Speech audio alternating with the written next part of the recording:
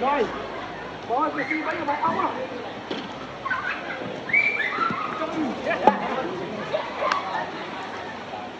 Tôi mà phải mức xá đó. Phải mức xá chẳng phí con nó ngay nghĩa nè. Đấy tất cái mới tôi được nghĩa. Là lần tất nhiên à.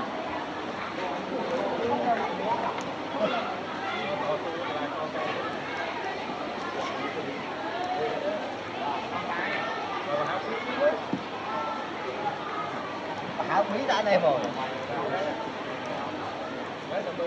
Bằng nước chắc thôi bằng gì.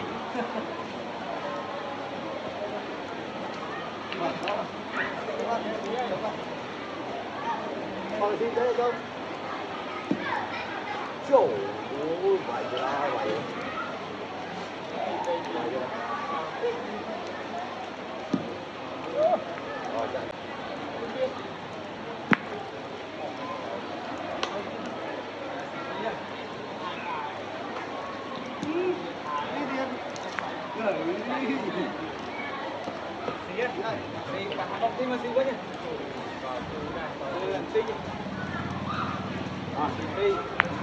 Cái gì muối?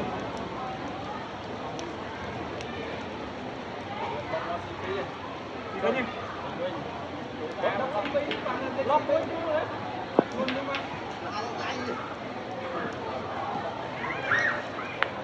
Đây đây. Cái phải qua tí đây cho mà. Rồi. Vài một xí phi. Là ba phi đây là vài mình trình.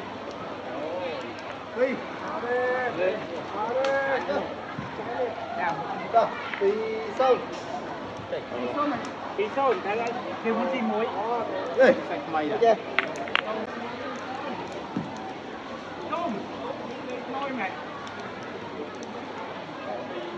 Anh thơ ăn phi có cái này. Trùng. Phải luôn.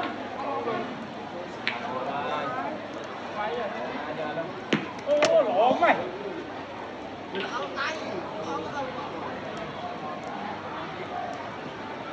Phải đó biết đấy thầy. Đó đây cái bay với nhỉ. Cái gì phi?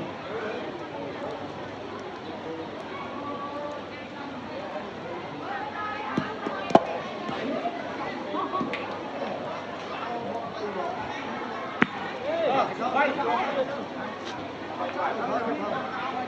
Không. Ai không mẹ đi.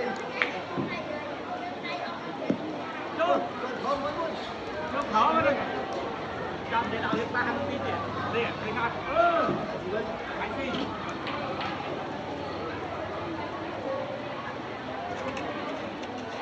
Nâng, cái xin đáy. Nâng ngay.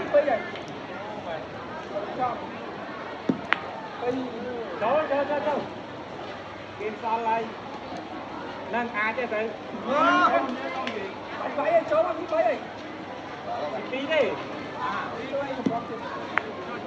Bày phi để phi đâu. Đạo ơi. Thôi, nhang vai gì vậy? Vai xin. Vai xin bay.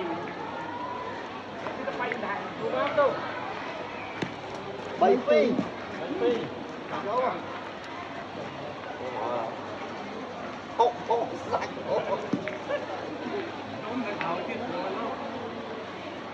Đấy, bên kỳ lai làm mấy tông chiếu, kỳ lai làm mấy sao hả? Đúng rồi. Đây, đâu có lúc vui rồi. Lên cao, bắt cái xe luôn chứ không? Đi à? Đó ơi.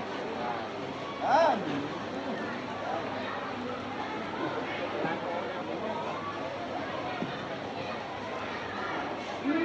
Rồi đó. Học sĩ gì?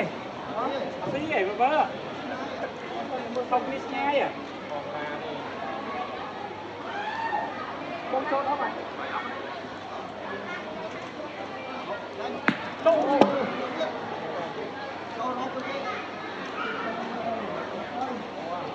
Con kia có hả? Đó. Vì chắc hẹn luôn vì câu biết thế tôi đo lại. Đó. Quay xích mùi à? Cô sẽ vừa chia rồi tới. Còn là